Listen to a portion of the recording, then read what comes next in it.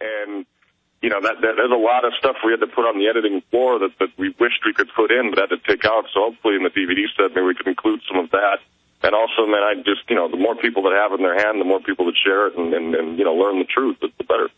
And plus, this is groundbreaking. Hollywood, as Michael Braverman said on this show, is run by an old guard. They want to keep it in the left-right paradigm.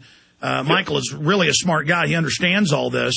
And this is groundbreaking. If this is successful, which it has been, it shifts the paradigm. And so many high-powered Hollywood people, they don't want to be liberals. They don't want to be conservatives. They want to get into reality and what's really happening. And so a lot of people are watching to see what happens with this show so they can start going public with their own projects. It's a revolution against the controlled paradigm going on in Hollywood right now. And you guys are, and of course me involved as well, are right in the middle of it. This is so wonderful that this has turned out this good, this professional, this true to the reality. And it's just such a good thing, Tyrel. We're going to come back, talk more about the show, your dad, and a lot more. Son of Jesse Ventura is the guy that woke his father up. We are excited to have him with us today, talking about the final episode of the first season of Conspiracy Theory with Jesse Ventura. The last show premieres tonight, 9 p.m. Central, 10 p.m. Eastern on True TV. Getting more into tonight's episode, I mean, as much as you're allowed to tell the public, give people an idea of why they want to tune in tonight, Tyrel. Tonight, because, you know, you're going to find out just how the government, you know, could prepare for potential disaster and leave you, you know, above ground. If any, I mean, that's kind of where we went with this episode. It was fascinating to dig in and see that, you know, in every emergency situation, and you know, in all the government, you know, in all their files and where they, you know, and in their, what's the word, the power structure, you know, keeping the power structure in place takes priority to the citizenry. And it's very frightening to think about that. And that's what we get into this episode. And we also, you know, uncover some massive underground facilities and other such places right underneath your nose. And it's a fun episode, you know, watching Jesse go bunker busting. And we'll leave it at that. Believe me, I think this is one of the strongest episodes. What episode really is your favorite?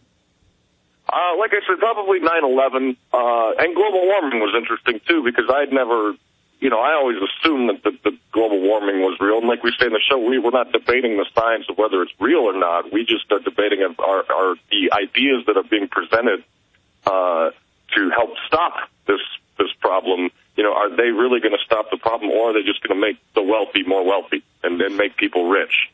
Yeah, personally, my favorite episode is the global warming, because you just destroyed them. You have Ben Santer. Yeah. I mean that made newspaper news that he admitted, the head of the UN program, that they took out 5 scientists who in the report said man is not causing global warming, and the UN knew that 10 years ago. On top of ClimateGate, that is as big as the emails. Oh, it's fantastic. I mean, the timing of that episode and what was going on in the world at that moment it couldn't have been better. You know, it was just one of those great moments in time where you're on top of a story as another facet of the story breaks. And I was very critical at first. Like, global warming, come on, guys, really? Like, and then, you know, as the more research we did, the more I was convinced that, yeah, there's definitely something sneaky going on there. You know, and you know, hopefully the more people you get talking about these issues, the more we can try to change it.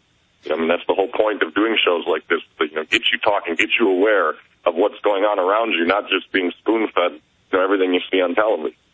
And when you see those... I just want to say, I didn't really open my dad's eyes up to the world of conspiracy theory. He definitely did that when he took me to see the movie JFK when I was a little kid. And I was like 10, 11 years old. And so he definitely opened it up to that. I was able to kind of open his eyes up to the 9/11, because, you know, like all of us were kind of shocked and had our head in the sand to a certain degree after that had happened.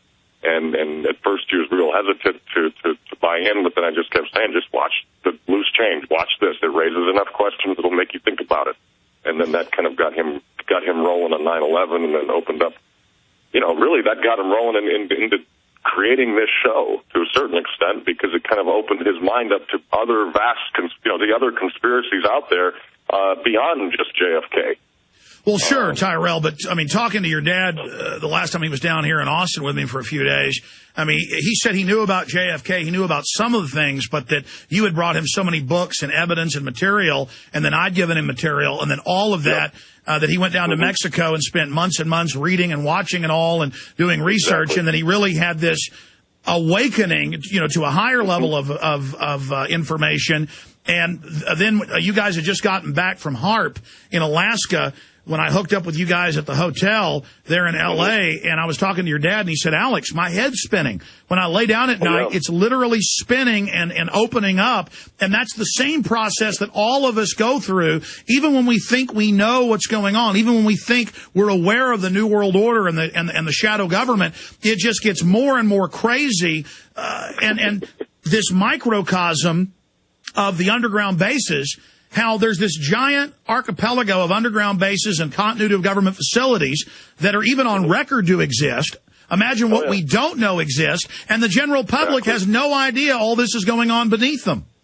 I know, and they have no idea that most of their taxpayers is paying for all of it. Most of their tax money is paying for all of it. I mean, you want to know what you're buying and they're taking your money to do all this and to run these regimes and to do this. Not to mention, the selling of drugs, not to mention the CIA selling of drugs on the cities, on the inner city streets and all of that. I mean, they're totally abusing you. I mean, it's no different than when the, feudal lords were abusing the serfs, back in the, 1300s, I think. Alex, we always hear the term New World Order. What is that?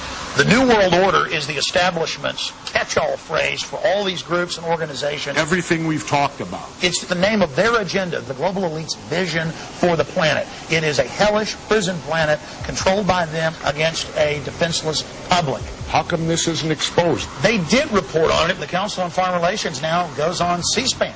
I mean, it's incredible. Now more and more, they just come right out with the fact that they're setting up.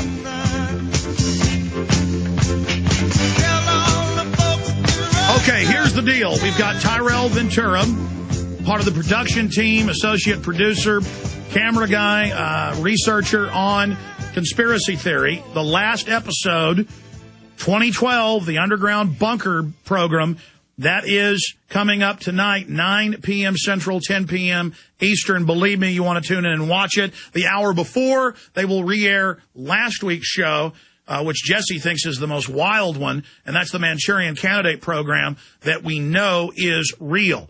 Now, is every person out there saying they're a Manchurian Candidate real? No. But that's going to re-air tonight, 8 o'clock Central, leading in to the new episode. But we have callers for the guest only, questions about Jesse Ventura, questions about the series, questions about the production of Conspiracy Theory with Jesse Ventura.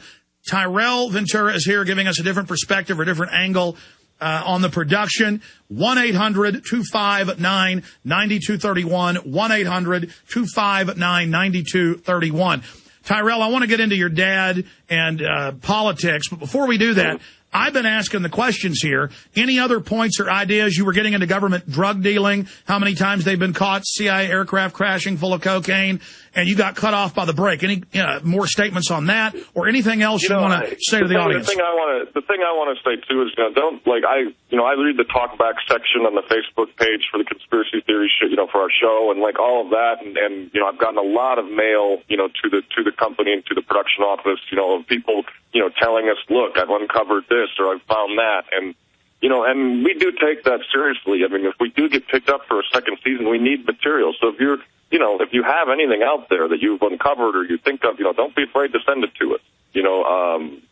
It's interviewing people out there and finding the truth of stories is what's going to help us. And if you got a little nugget of information about something that maybe you yourself are afraid to bring to public, we can do that. If we get picked up, and that's why you got to watch the show and write to True TV and get us picked up for a second season so we can keep telling the truth on, we got Alex doing it on the radio and in DVDs, and if we can keep doing it on TV, that creates the groundswell, and hopefully you can change the world that way. Well, there's no doubt that there's a huge awakening taking place, and you guys were already aware of that, but producing the show, being out there on the street, really plunging with both feet into the alternative media and bringing it to mainstream media, building that bridge. This is unprecedented, trailblazing, avant-garde event that we've all witnessed, and I've just been honored to be involved in it. What has it been like truly immersing yourself in this, Tyrel? Well, I mean, it's like you say, your head starts spinning after a while, and it's tough sometimes to decipher, which person's telling you the truth, which person isn't, whose side should you take in this, who's got the most information on any subject that's going to fit right for the show and the style of the show and the editing. I mean, it was a tough, long thing to put together. You're out there, interviewing people, sending Jesse up to Alaska, going all over the place, and the government's not being helpful at all, and